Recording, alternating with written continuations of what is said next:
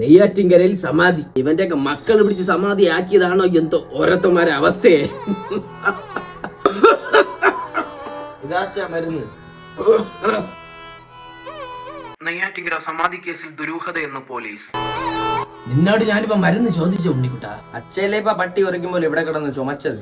എന്നാ പിന്നെ നീ ആദ്യം കൂടി, എന്നിട്ട് ഞാൻ കുടിക്കാം. എനിക്ക് തലക്കോളൂ ചുമ്മാ മരുന്ന് കുടിക്കുക. പിന്നെ ചാവാൻ കിടന്ന ഒരു ഷോട തരാത്തവനാണ്.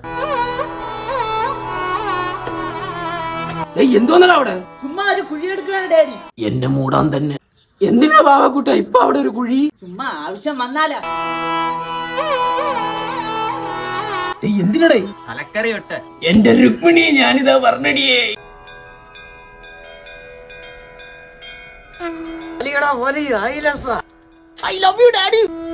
എടാ നാളെ ഡാഡിയുടെ ബർത്ത്ഡേ അല്ലേ, എന്തെങ്കിലും സർപ്രൈസ് കൊടുക്കണ്ടേ? കേക്ക് സെറ്റ് ചെയ്തിട്ടുണ്ട്, പിന്നെ തലക്കറി.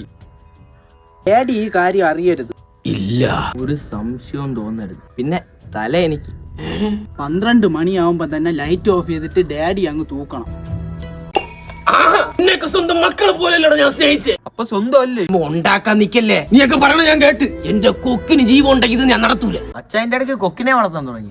പല എന്റെ ഇളയ കുഞ്ചായി പോയി. ഇല്ലേ പുട്ടുകുറ്റിക്കകത്ത് തേങ്ങ ഇട്ട് അവിച്ചെടുത്തേനെ ഞാൻ. ഞാനൊന്ന് പറയട്ടെ. കത്തിയ എന്റെ അമ്മ. അച്ഛാ തലക്കറി.